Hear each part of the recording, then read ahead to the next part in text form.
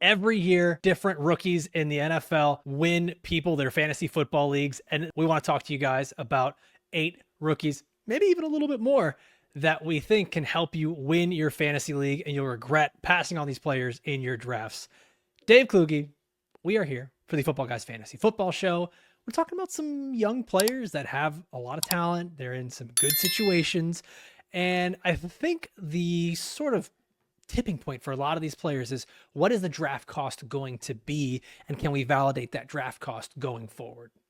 Yeah, I think that's a way to look at it. And I think today we're going to be discussing our rankings a little bit at Football Guys plus consensus ADP. But what we see year over year over year is that the uncertainty with rookies makes them good draft picks. I mean, of course, you're going to have your busts. You know, anybody who drafted Keon Coleman last year, paid up for Marvin Harrison Jr., wasn't feeling great about it. But we also saw Jaden Daniels and Bucky Irving and Drake May, and I can go on and on. Last year was a year. Brian Thomas Jr., Brock Bowers. I mean, last year was a great year where drafting the right rookies would just tilt a league in your favor.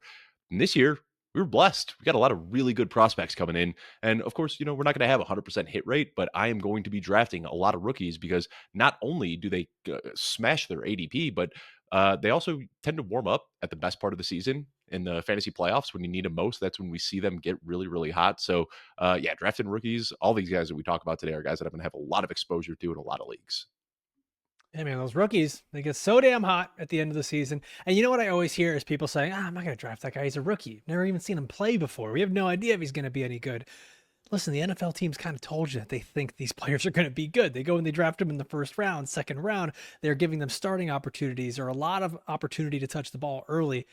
Guys, it's okay. You can be confident in these players. And Dave, we've got 8 players that we are pretty confident in that they will return some good fantasy value, be that early in the season or later in the season. Why don't you kick us off with the first guy you have? I'm going to take the cream off the top. I don't know what I was about to say there, but this is the easy one, man. Ashton Jeanty. This guy went 6th overall to the Raiders. I probably don't have to spell this one out too much. If unless you've been living under a rock, you know who Ashton Jeanty is. I mean, this guy just had the best college season since Barry Sanders. You look at the overall production, the efficiency metrics, does not matter. He is atop every single list from the 2024 NCAA season. And then he got top 10 draft capital. And you look at the guys who have been drafted, running backs inside the top 10 over the last decade: Todd Gurley, Ezekiel Elliott, Leonard Fournette, Christian McCaffrey, Saquon Barkley, Bijan Robinson. Now, what I'm going to do is read to you what they did their rookie seasons. Todd Gurley was the RB3, Ezekiel Elliott, RB3, Leonard Fournette was the RB6, Christian McCaffrey, RB13, not very great, but RB5 the year after. So he got on track and then became Christian McCaffrey. Saquon Barkley, RB2 his rookie season. And then Bijan Robinson also kind of sputtered his rookie season, finishes the RB14, but then we saw the breakout last year, RB4. So, it doesn't help you the year after, but still here we're looking at like the worst case scenario is Bijan Robinson, who is a top 14 running back. Best case scenario is you're getting a Saquon Barkley, and he's just such a good prospect. And you look at the coaching staff here, the head coach and offensive coordinator, very similar, unified minds. They like to establish the run where it can open up the big shots in the read option. And we've seen both of these coaches have a history of leaning on a running back. With Pete Carroll, we can go back to his time with the Patriots when they had Curtis Martin. You can look at what he did with Marshawn Lynch and Chris Carson and Kenneth Walker, even Reggie Bush at USC, and then Chip Kelly, LaShawn McCoy, Carlos Hyde. When he was in college, he had Michael James and Zach Charbonnet. I can go on and on about Ashton Jeanty's production, but he's a good player, and that's why he went inside the top 10. He's a freak. Draft him in the first round. This is an easy one. I think a lot of people are going to get scared off because we did see the last 2 times a rookie running back went in the first round. It was Clyde Edwards-Helaire and Bijan Robinson, and neither of them really lived up to the expectation. But there is no RB2 here in Las Vegas. And then you look at the other situation, Clyde Edwards-Helaire, there was a 32nd overall pick that probably shouldn't have gone as high as he did. Ashton Jeanty is different. He's going to be good. He's going to catch passes. He's going to get opportunities. And this offense should be much better with Geno Smith under center. So again, don't need to spell it out too much. Ashton Jeanty is a very good player. Yeah, this should feel a lot like when we were taking those players you listed earlier. This should feel a lot like taking Todd Gurley, Ezekiel Elliott, those guys that, were feeding families as rookies in fantasy football. And I, I mean, unless the absolute worst case scenario happens, I don't see a way for Ashton Jeanty to fail here in his rookie year, unless the Raiders just something crazy happens. I don't want to say it. I don't want to say it here on the mic But because even we bad say things happen. the worst case scenario, if we're looking at the other guys drafted with similar draft capital, and the worst case scenario would be RB14, like Christian McCaffrey was. Even that, like, it's not going to tank your season if you're spending a Right. late You first don't round pick. lose your season because of that. Right. And I don't think this guy, like, there's no chance that he is going to be like an RB3 or something like that. Like, worst case scenario, you're getting high end RB2 production. Best case scenario, you're getting this year's RB1. It's worth the cost, in my opinion. Well, Dave, before we move on here, first of all, I just want to remind everybody that you've got a bunch of ways you can enjoy this show. First is right here on YouTube. So if you're watching this video, take a moment to like this video, comment down below some of your thoughts on these rookie players that we're discussing. Make sure you're subscribed to the channel. And then we've always got this show available on the podcast platforms, Apple and Spotify. And Dave, what we're going to do for people, we've done this before, is we've got a giveaway right now. We are going to be giving away 3 spots in the Scott Fish Bowl, the annual tradition to, is it 2? It's 2? That number changed? No one tells me anything. Sorry to burst your bubble. Yeah, 2. It is now 2. Well, that makes it even that much more limited, that much more exclusive. So if you're listening to this or watching this, you got to take some action because we're also going to be giving these away pretty fast. That Scott Fish Bowl is approaching rapidly. This is how you can enter to win. All you need to do is leave a review over on Apple Podcasts. Once you do that, okay, you're going to screenshot that, send it over to fantasyshow@footballguys.com. and you will be entered to win the spot in the Scott Fish Bowl. It's a great charity. It's a lot of fun. All of the proceeds go to Fantasy Cares, which helps children in need. And this is honestly, it's just a great thing to be a part of every year. I'm going to be drafting at the live Orlando draft. Dave, I believe you're going to be at the live Denver draft, correct? Hosting the event, actually, yeah. There we go. There we go. So if you want to go see Dave, not even draft, just go see him, throw things from him, throw things at him from the street, go to the Denver draft. All right. We're back onto the show. And the next rookie that I want to talk about here is one that I think has a shot to maybe, outside of Ashton Jeanty, be the best fantasy value amongst the rookies here. And it's Tetairoa McMillan. And I think that the situation for him just lends itself to a ton of volume. He's in an offense that I think is going to be underrated by a lot of people. Dave Canales has really started to turn things around for the Carolina Panthers. And being a top target on this offense just means volume, volume, volume. And historically, top 10 rookie draft picks in the NFL draft, especially at wide receiver, tend to be very productive in their rookie season. And this offense, I mentioned that it's improved. You've got Bryce Young here, who after the bye week, okay, Dave, 11 touchdowns and just 3 interceptions in those final, 7 games. He was a really good quarterback towards the end of the year there. He was a top 12 fantasy quarterback. And depending how you look at it, if you want to keep week 18 in there, everyone has their different fantasy seasons and the structure of it. But no matter which way you slice it, Bryce Young was a much improved quarterback and that offense was much improved. So much so that over those last 6 games, Adam Thielen was the wide receiver 12. So if you believe that Tetairoa McMillan has a little more juice, has a little more talent, and can make more plays than Adam Thielen, I think it's reasonable to believe that T-Mac has the opportunity to finish as a top 15 wide receiver in fantasy football.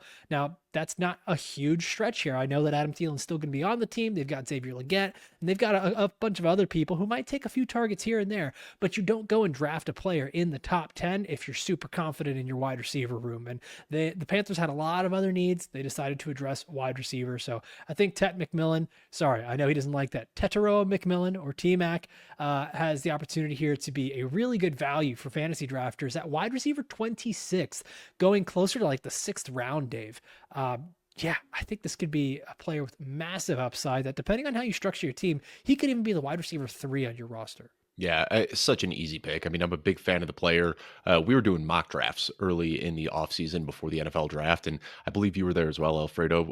But I was consistently, I published 3 mock drafts, and I had Tetairoa McMillan going to the Panthers in every single one because it just makes so much sense.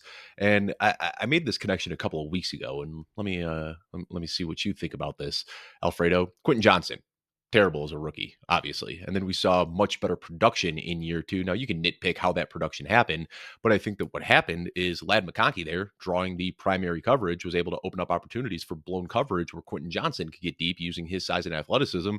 I could see something very similar here where Tetairoa McMillan steps in. He is the X receiver that's drawing primary coverage, and then it opens up opportunities for Xavier Legette, opens up opportunities for Jalen Coker, and I think it just puts a bow on this entire offense. He's exactly what the offense has been missing, and he's cut from the same cloth as Mike Evans and DK Metcalf, other X receivers who have found success with Dave Canales. So this is a smash pick for me. So easy. Like you said, he's going in the fifth, sixth round. If he was going in the third round, I would be drafting him there. So I think that this is just a complete misprice on his ADP.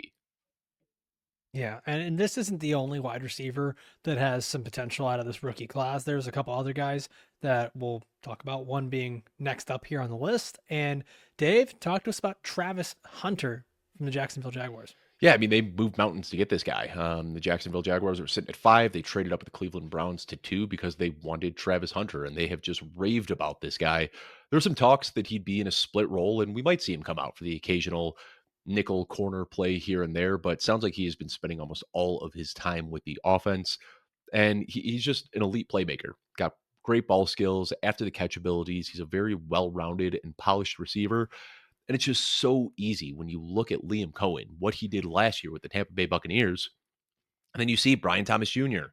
and Travis Hunter, so similar to Mike Evans and Chris Godwin.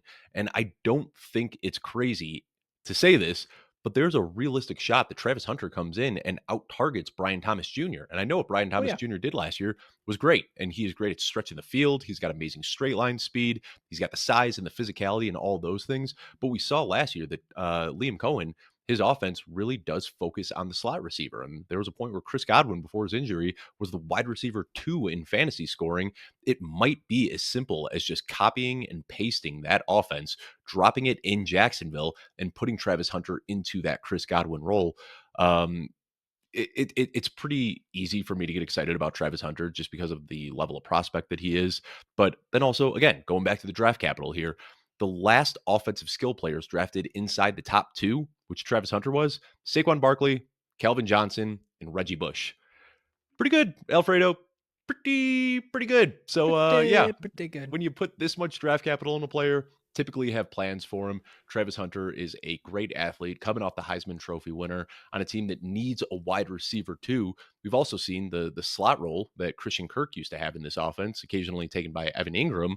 That is somewhere that Trevor Lawrence really likes to throw the ball. So this is just kind of a perfect marriage of a great prospect landing on a team that needs a wide receiver in a role that has been very prolific in fantasy football. And I think that you can get him at a big discount because people are concerned, like, well, what if he's a cornerback? And sure, that might happen here and there, but he is going to be a full-time wide receiver. Did I catch that right? Is that your second Reggie Bush reference on this It show? is, yeah. Top 2 draft capital, and then talking about Ashton Jeanty, we saw Pete Okay. Carroll leaning on Reggie Bush at USC. Might have a couple more Reggie Bushes up the sleeve. As one naturally would, as one naturally would in a fantasy football podcast in 2025. Yes, that makes sense. That makes sense. All right. Well, watch this transition to talk about another running back in the state of California. We're going to look at Omarion Hampton here, running back for the Los Angeles Chargers. And, I think that there is a way you can look at this where you just say, I don't want to draft him because of where he's going in drafts. But I'll say this. I think that Omarion Hampton's been a perfect fit for this Chargers offense. We know this is a team that wants to establish the run, even when they are passing. Justin Herbert has been a guy that has liked to target his running backs throughout his career, regardless of who is in the backfield. Now, I know what most people are saying. They've got Najee Harris there, and that is going to be a split that scares me early on. We saw a very similar thing with Greg Roman when he was running the offense for the Baltimore Ravens, and J.K. Dobbins was there. But then J.K. Dobbins, the better player, ended up taking a larger role in that offense. And over the final 10 games of his rookie season, he was the running back 9 in fantasy football. If you mean to tell me that Omarion Hampton has a shot at being a top 12 running back over the final 10 games of his rookie season, over the final 8 games of his rookie season, that's a guy that I'm willing to draft in the 5th or 6th round, depending on where he's going. Now, if that price gets a little too rich, that's when I'm going to start to lean the other way. But I think we're going to end up getting a lot of those camp reports. This is a 50-50 split. You're going to be hearing a lot of Najee Harris throughout the preseason. And I do think that price point for Omarion Hampton in redraft leagues is going to go down.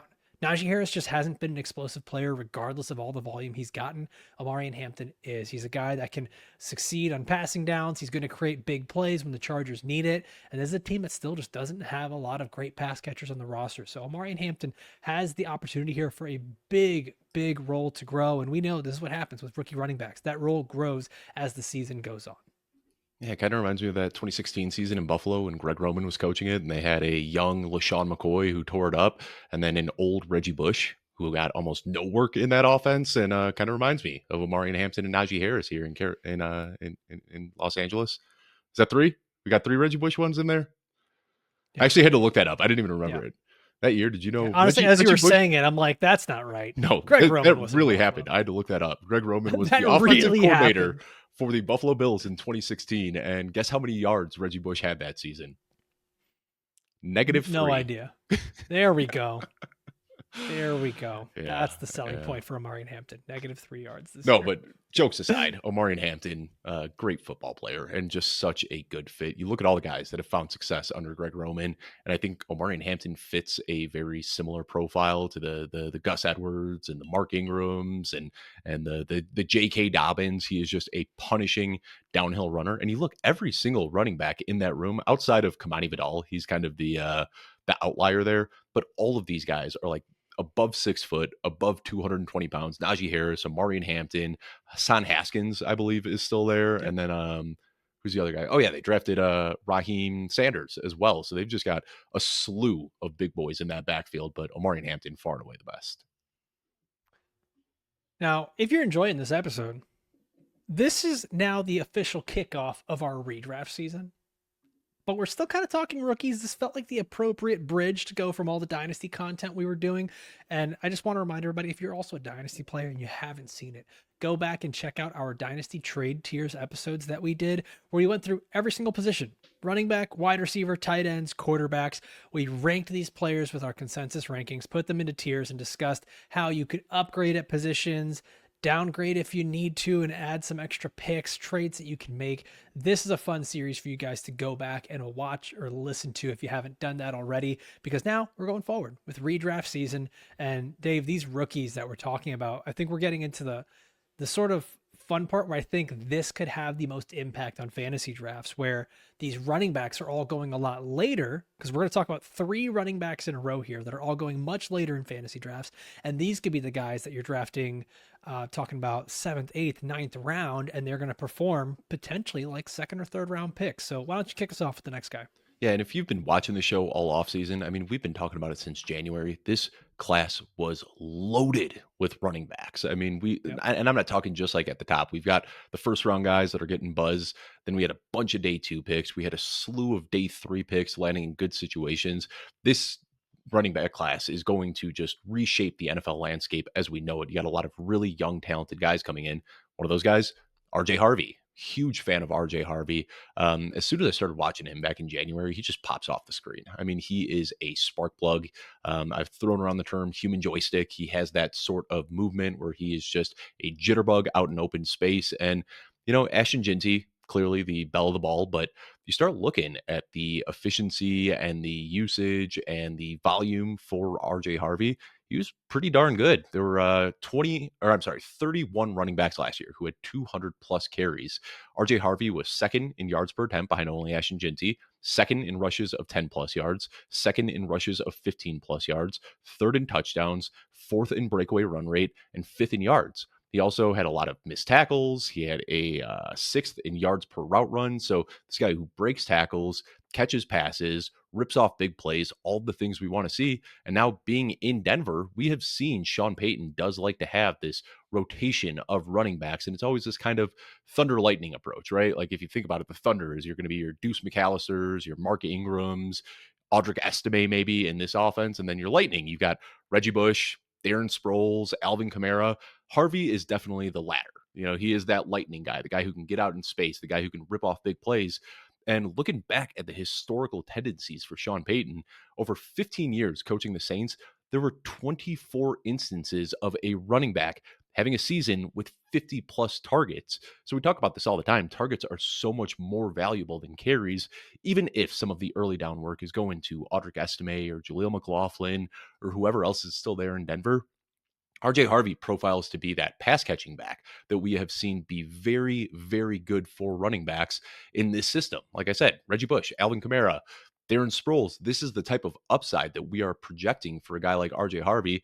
And as you mentioned, going in the 6th, 7th, 8th round right now, you could be looking at potential top 10, top 12 upside. This is a prospect that I love, landed in a dream situation. And Sean Payton, since the draft, has just been raving about him. I don't remember the exact quote, Alfredo, you might remember. He said something about like, I watched RJ Harvey for like 5 minutes and turned the film off because I had seen enough. Like he, like me, watched this guy and just fell in love. It's hard not to see the highlights and watch the tape and realize what this guy's potential can be in the NFL. He slipped a little bit because he's an undersized guy and he's a little bit older, but he was recruited out of high school as a quarterback and made the transition in college from being a quarterback to a running back. So even though he's a little bit older, he doesn't have the mileage on his legs. He's coming to the NFL really, really fresh and has a great opportunity for the taking. See, I hadn't heard that quote, and I'm not going to lie. Worries that makes me a little worried. Yeah. If any like business owner or parent or anyone was like, you know what, I thought about this for 5 whole minutes and I made a decision that is going to affect the next few years of my life, I'd be like, you probably didn't put enough thought process into this. I'm trying to see if I can find the quote. I'll digress. All right. He said he watched him for a little over 2 hours. So not 5 minutes. He said I watched him for a little over 2 hours, and that was 2 all hours I needed is way to better know. than 5 minutes. He said I watched him for a little over 2 hours, and that was all I needed to know that I wanted this guy. Yeah, you gave a very, very dark look behind the scenes of the Denver Broncos scouting department. I was like, did you just watch 5 minutes of highlights? I was like, let's draft that guy. I was worried. Just bombs. They do some great production out on YouTube. Oh man. Okay, so we got actually 4 running backs here that we're going to be discussing. So that was the first one.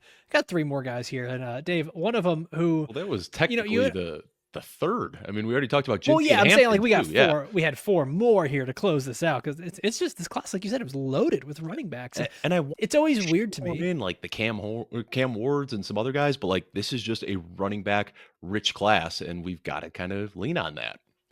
And that's the thing, is that this draft class was so good at the running back spot. And we talked about how that was the strength of this class. How would you not be looking to draft these players in fantasy football? Right. These are the guys that all ended up in pretty good situations. They're going to have a pretty good draft cost in fantasy.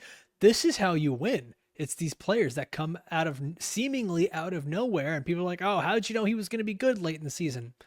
Well, because rookies are always a lot better later on in the year. When you can get these guys at a discount, it's huge. And that's what I think can happen here with Quinshon Judkins, who you and I were both a little worried about a potential, like what the future could actually hold there in Cleveland. You know, like how long is this coaching staff going to be around? What happens to the quarterback spot?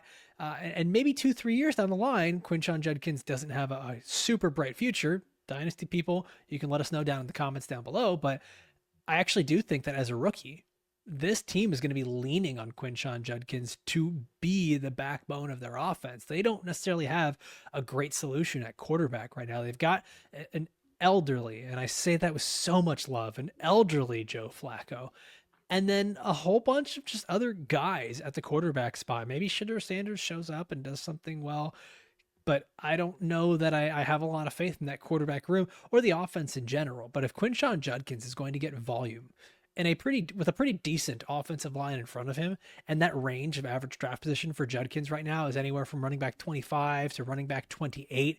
We're talking about a guy that's probably like an 8th round pick, at earliest a late 7th round pick. That seems about right for me. And we kind of saw what the floor could be in an absolutely disastrous Cleveland Browns offense last year, where Jerome Ford, who I don't think is nearly as talented as Quinshon Judkins, I'm looking, Dave, right now, running back 32.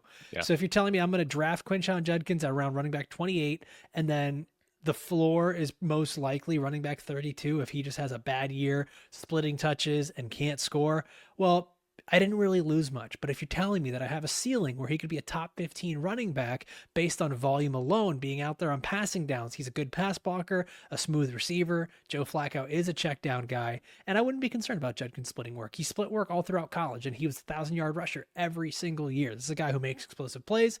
I still see him being somewhere around 15 touches a game in this offense. So even though it's not a great offense, I think Judkins is a really good value for fantasy football. I'd take the over on 15 touches per game. I mean, you look at Oh, wow. this backfield, how it's split up right now. One of these things is not like the other, and it's Quinshon Judkins. You got Jerome Ford, Dylan Sampson, Pierre Strong. Those guys are all burners, but that's all they can do. I mean, you get those Yeah. guys out in space and let them run in straight line speed. That's great, but you're looking for the guy who can smash between the tackles, the guy who's got the soft hands out of the backfield. That is Quinshon Judkins. And then you also you talked about Joe Flacco. It does seem weirdly enough like Kenny Pickett might have the edge right now in the quarterback That's so weird. competition. That's just weird. Yeah. But if you look, Najee Harris, the second most targets he ever had in a season was with Kenny Pickett. Kenny Pickett also checks down a lot. You know, you're not going to get that 90 whatever targets that he got with Ben Roethlisberger on his last leg, but Kenny Pickett certainly likes to check down. So regardless of who it is, if it's Pickett or Flacco, I don't think it matters. This guy can rush the ball. He can catch the ball. There's going to be a lot of volume there. They put high draft capital in him. I mean, early in round 2, he was taken off the board before TreVeyon Henderson was. Like I said, he is just the guy who is going to stand out, be a little bit different from the rest of the guys in this backfield. We see the role that Nick Chubb has had over the years. With Nick Chubb now in Houston, I think it's as simple as just dropping Quinshon Judkins directly into that role. Wow. Cut it, clip it, put it out there. Dave said Quinshon Judkins is Nick Chubb. There you go, everybody. Yeah, not exactly. Something's lost in the translation. Yeah. All right, we got 2 more running backs on here. Dave, talk to us about TreVeyon Henderson. Oh, this guy's so good, man. I love TreVeyon Henderson. He was a guy that we were thinking might have come into the NFL last year. So I actually got kind of a head start on scouting this guy. And I had him in my rankings ahead of Jonathan Brooks last year until he decided to go back to Ohio State. But he would have been, in my opinion, the RB1 in last year's class. And what you try to do here, you landed with the Patriots. And what I try to do is look at some historical coaching tendencies. And I think a lot of people are going to see Mike Vrabel and the way that he leaned on Derrick Henry. But I think what a lot of people don't remember is Mike Vrabel's first year as a head coach in 2018, when he very much so had a split backfield with Dion Lewis and Derrick Henry. People were pulling their hair out saying, why is Dion Lewis on the field when you got this Derrick Henry guy? And it took Mike Vrabel his second year of coaching to say, okay, Derrick Henry is a freak. We're going to give this guy 400 touches a season. But he comes from that Patriots organization where Bill Belichick basically invented the running back by committee. And now they've brought Josh McDaniels back on his third stint to be the offensive coordinator for the Patriots. And we have seen how Josh McDaniels likes to delegate these running backs into their specific roles. And when I look at TreVeyon Henderson, he fits the role as kind of that James White type of player, the guy who can catch balls out of the backfield, the guy who can rip off big plays. Last year, or not last year, 2 years ago, when I said that I started to watch this guy and really like him, he led the NCAA in yards per route run in 2023. He had over 1 yard per route run in 3 of his 4 college seasons. Last year, we saw the breakaway runs as well. 54% of his yardage came on breakaway runs of 15 plus yards, 11th in the NCAA in yards after contact per attempt. This guy has it all. I mean, he's a pass catcher with big play upside who breaks tackles and is on on a team with a lot of opportunity and very little target competition. When you watch this guy, you know, he reminds me of so many fantasy players who have done well for us in the past. When you talk about the pass catching and the big play upside, Jahmyr Gibbs, Alvin Kamara, Brees Hall, Aaron Jones, Reggie Bush, he kind of fits that mold of all of those guys. And I can't help but get really excited about him in this Patriots offense. I think even more so, Dave. You talk about so much like about the pass catching prowess that he has. You look at a Patriots offense that doesn't really have a top pass catcher. I think right now the default guy would be Stephon Diggs, who we don't know if he's going to be healthy for the beginning of the season. There's Mhm. been a lot of rumors about what's happening with him anyways on that roster. I know there's some hype about Kyle Williams coming in, but we just don't typically see that from later round rookies that come in and just dominate targets. And so DeMarco if you want, Douglas is the guy getting buzz right now who, like, yeah, sure, he's okay. he's But their like if that's Wandale the Robinson every year. yeah, yeah. Yeah, like I think that if this offense does take a step forward with Drake May, that can and that's what everyone expects. That can only mean good things for TreVeyon Henderson, who's the best pass blocking running back on this team. So he'll be out there for pretty much all of the passing work downs. And then they're going to need a guy that's going to give them explosive run plays. They haven't really had that from Ramondre Stevenson for a long time. You have an improved offensive line. I like this pick, especially at where he's going in drafts, man. I'm taking TreVeyon Henderson every chance I get. All right, last guy on here. Final running back. Kaleb Johnson, running back for the Pittsburgh Steelers. And this could not have been a player more tailor-made for this offense, for this color scheme. He gets to stay wearing basically the same uniform. And he goes into this Najee Harris role that was vacated. And by the way, Najee Harris been averaging 275 carries per season since being a Pittsburgh Steeler. Now that he's gone, you bring in a big-bodied rookie who is used to carrying volume. And this quote, Dave, if we're talking about quotes from coaches, I love this quote from Mike Tomlin. He said about Kaleb Johnson, this is a high volume, capable runner who is the creator of his offense. A lot of NFL Sunday-like runs. That's what you want to hear. That a guy is a high volume running back that was the center of the offense. Because right now, I don't know what the center of the Steelers offense is going to be. Maybe it's DK Metcalf and Aaron Rodgers. Let's see how long that lasts. I have a good feeling that Kaleb Johnson ends up becoming the guy in this offense later on in the season, especially with Mike Tomlin acknowledging this is a high volume runner. He's had some other stuff where he said this player gets better as the game goes on. And I can only imagine that's what we're going to see as the season goes on as well. And I know there's going to be a lot of that concern with Arthur Smith being the offensive coordinator there and how he splits things up with oh my gosh, Jaylen Warren? Warren. Is it Tyler? Yep. Jaylen Warren. Jaylen Warren. Thank you. I don't know why I'm calling him Tyler Warren. We're still in rookie. Yeah. Tyler Warren. Yeah. Another guy who might make an impact as a rookie. Maybe we'll talk about him later. Yeah. But I know there's some worry about Jaylen Warren and the split that could be there. But listen, even when Arthur Smith has had a split backfield, those running backs are still very productive. And you even go back to when Tyler Algier was a rookie on the Atlanta Falcons and didn't have super high draft capital and was still splitting touches with Cordero Patterson. Talking about a guy that was the RB27. 1,000 in yards. a role that, 1,000-yard rusher, running back 27 and a points per game. And right now, that is the draft range for Kaleb Johnson. He's being drafted anywhere from running back 24 to running back 27. So you're telling me that I can get a guy who is going to, at worst case scenario, give me the cost of him? That's great. And I can pick him with an 8th round pick. Depending on the hype, like sometimes that might get pushed up a little bit as the season goes on. But right now, a lot of these ADPs are inflated by best ball drafts. And I just want that to be pointed out. If you are going to footballguys.com and looking at ADP, those underdog drafts are pushing up skill players like the running backs and wide receivers a lot more. So understand that it's probably a guy that's going around later than what you're seeing on that ADP right now. But yeah, Kaleb Johnson, to me, Dave, ton of upside with a very low price tag. Yeah, I think we're probably going to see that creep up a little bit now that Aaron Rodgers has I think so. officially signed, because I think that just, makes everybody a little bit better in the offense. But man, I'm a fan of Aaron Rodgers, and I think that he still has some in the tank. But I don't really understand the scheme fit here. I mean, you look historically, Arthur Smith has always had mobile quarterbacks, whether it was Ryan Tannehill or Marcus Mariota or Desmond Ritter, last year Justin Fields and Russell Wilson. He always wants to have these quarterbacks that he can get out on the move. And then you look at Aaron Rodgers, sure, 22-year-old Aaron Rodgers was running bootlegs and scrambling all over the place. He's not doing that at 40 whatever years old on a repaired Achilles. And then you also look at the wide receivers that Aaron Rodgers has found success with. It is guys who are good at timing routes, guys who they just have this unconscious cerebral connection with, guys who can run every route in the book. That is not DK Metcalf. DK Metcalf is a burner who kind of wins on athleticism over intuition. So I'm cautious about this entire Steelers offense because I see a lot of oil and water here. That being said, we know there's going to be volume for the running back. Najee Harris has been not great over the last couple of years, but continued to be thrusted into this very volume-rich role, and I could see the same thing happening for Kaleb Johnson now. Kaleb Johnson hopefully being a little bit younger, has a little bit of extra speed, can break away some of the runs that Najee Harris couldn't.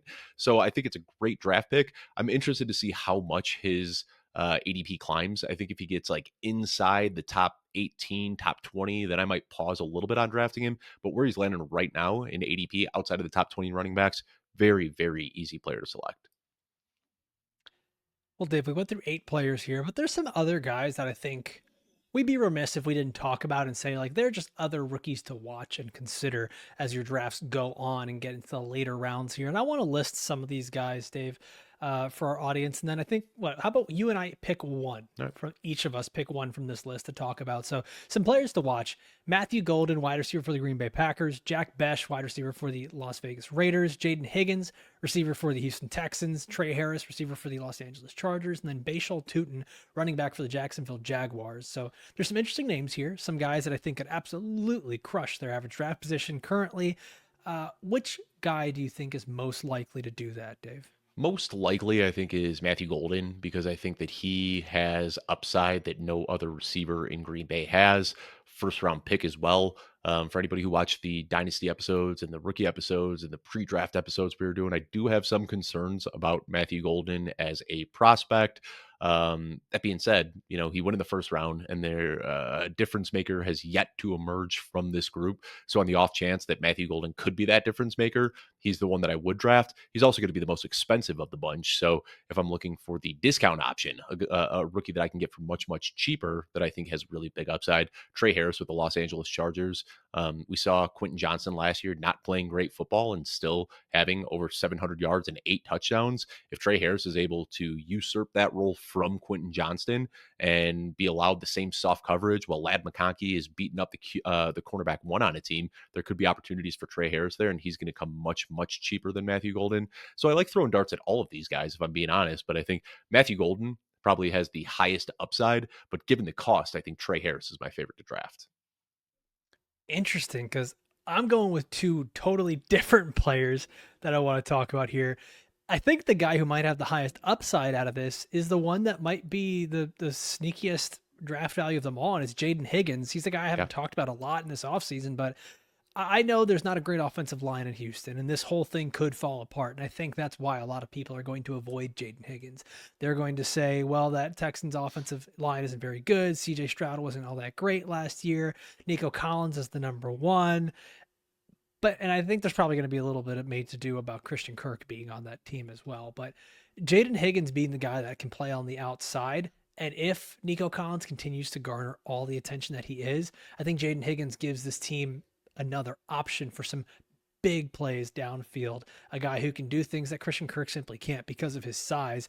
And this could be a guy who, I'm not going to say that he's a guy I really, really am going to target in every single draft, but the upside, given where he's going in drafts, could absolutely be there.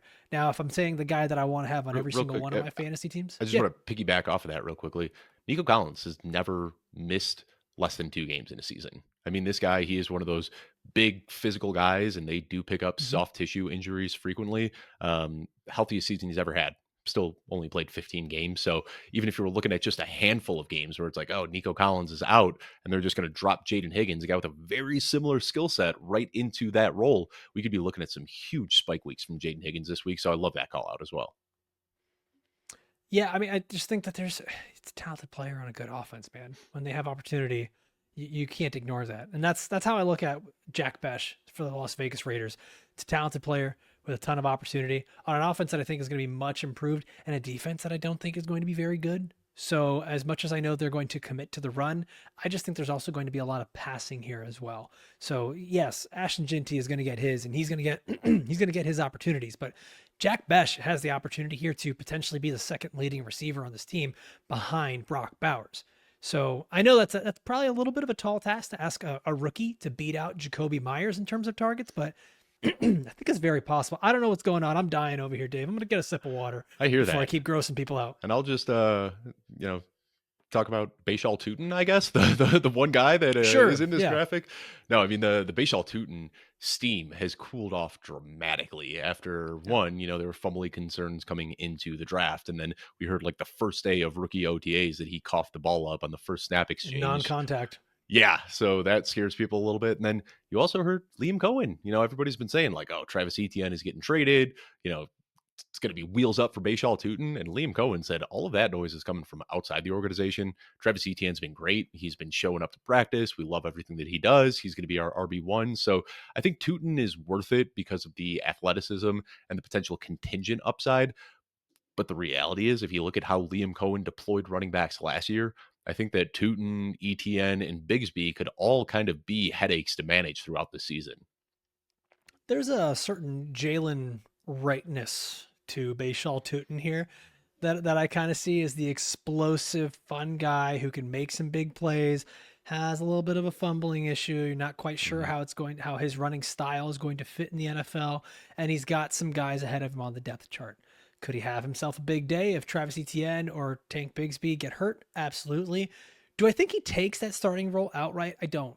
I don't, but I think this is the kind of guy that, as a running back handcuff, you take a shot on late in drafts because that offense could be so good. Yeah, I completely agree.